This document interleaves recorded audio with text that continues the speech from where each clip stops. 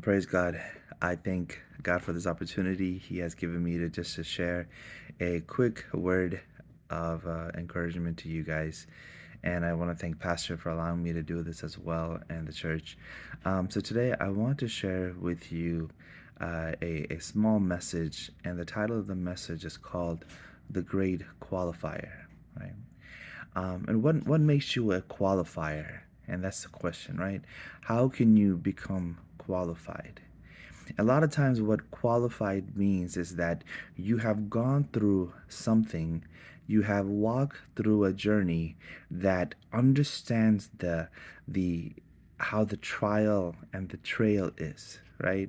For somebody who has climbed the Mount Everest is qualified to tell someone who's at the base of the mountain what it takes to be at the peak of Mount Everest, right? The man who's on the top of the Mount Everest is qualified, right? Because he understands the journey. He understands what it's like to adapt to his the air quality based on the different levels and the different height, right? He understands what it's like to withstand the bitter cold. He understands what it's like to to to uh, to care for his body and adjust to the temperatures, to adjust to the environment, adjust to the traps, and adjust to different things that pop up because he understands what it's like to be able to go to the top of the Mount Everest. He is qualified, right? And so today I want to talk to you about the verse in Matthew chapter 7 verses 3. We can start with verse 1. Do not judge, or you too will be judged. For in the same way you judge others, you will be judged, and with the measure you use, it will be measured to you. Why do you look at the speck of the sawdust in your brother's eye, and pay no attention to the plank in your own eye? How can you say to your brothers, let me take the speck out of your eye, when all the time there is a plank in your own eye? You hypocrite, first take off the plank out of your own eye, and then you will see clearly to remove the speck from your brother's eye. And so a lot of times we look at this verse, it's such a negative verse, right? It's almost a rebuking word. But to me, as I look over this verse is a qualifier, right? Because you see, you and I go through so many things in life, and I need to know that I can reach out to someone who's qualified to help me, right? So recently, for the longest I can remember, I have been trying to lose weight, right? I tried every type of diet, just whatever that I can come up with. And so recently, Sheba, my wife, so she also says, man, I need some help, right? And she comes to me and said, I told her, listen, I will help you. Right? I can help you. I will come up with diet plans. I will come up with workout plans. Let's do it. I will help you. Right? So she is putting her confidence in me, right? Because I have said, I will help you. But the reality of the situation is that I am not qualified because I don't know what it's like to be able to go from where I am to where I need to be. So I am in no way capable, nor am I qualified to be able to help Sheba to reach her goals. So when I look at this verse, it says, when you say, first learn to remove the plank in your own eye, I need to know that there is someone in life, there is someone that I need to know that how did you remove the plank in your eye? Because I need help removing the speck in my eye. Right? Because a lot of times when we go through life, we're saying, man, I am struggling. I am desperate. I need some help. And so we go through different people and who promise us.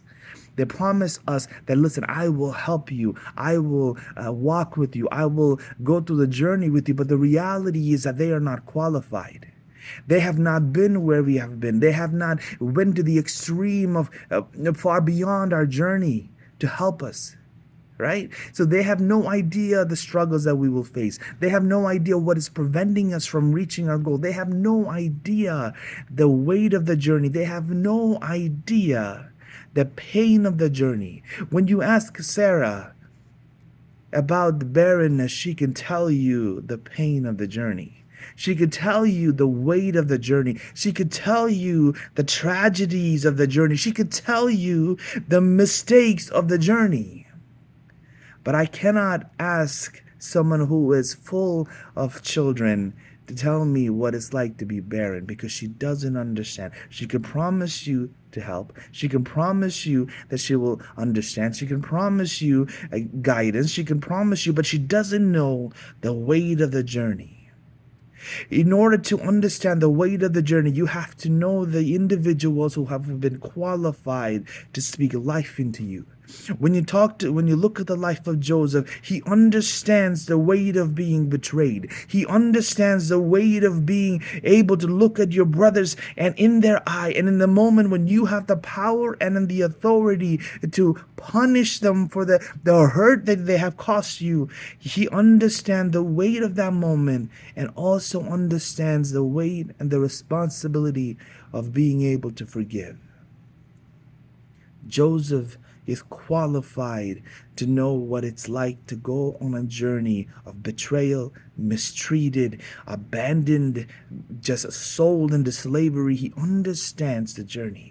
And so when I feel betrayed, when I feel mistreated, when I feel abandoned, I run to the heart of Joseph and says, Joseph, can you teach me the lessons that you have learned? Teach me, how did you survive in the prison? How did you survive in the heart of temptation in the Pharaoh's house? How did you survive when you looked in your brother's eyes and when you were filled with the rage, when you were filled with emotions? How did you forgive? I need Josephs in my life. I need Sarahs in my life. I need men who are qualified to be able to speak life into me. So what I want to tell you today is that when you walk through this journey, maybe you may not find the one who's qualified. Maybe you are the one who is to be qualified. Maybe your journey is so unique. Maybe your journey is so different that you feel like there is no one has walked in my path before. Maybe you are the trailblazer. Maybe someone will look at you and in your life and says, listen, can you help me in this situation? Can you teach me? How did you overcome this? So what I want to tell you is that whatever path that you are going on, whatever journey that you are going on, either you are the one who is looking for a qualifier. Maybe God is the one who is allowing you to be qualified to help someone tomorrow. And I love what Hebrews 4 verses 15 says. Chapter 5, Hebrews chapter 4, verses 14 on. Therefore, since we have the great high priest who has ascended into heavens, Jesus, the Son of God, let us hold firmly to the faith we profess. For we do not have a high priest who was unable to empathize with our weaknesses, but who have one who has been tempted in every way, just as we are, yet he did not sin. Let us then approach the God's throne of grace with confidence, so that we may receive mercy and find grace to help us in the time of our need. The greatest qualified person to help us is Jesus himself. He knows what it's like to be tempted. He knows what it's like to be betrayed. He knows what it's like to be abandoned. He knows what it's like to be crucified. He knows what it's like to stand up for what he believes, and he knows what it's like to walk in your path. And I want to tell you that you have a great high priest who is able to help you in the time of your need. And at this moment, I just want to thank you for this opportunity. And I pray that God walks with you in your journey. And I pray that God gives you the right resources so that you can overcome. And I pray that if you are the one who God chose to be qualified, I pray that God gives you the strength to last through the entirety of the journey. May God bless you.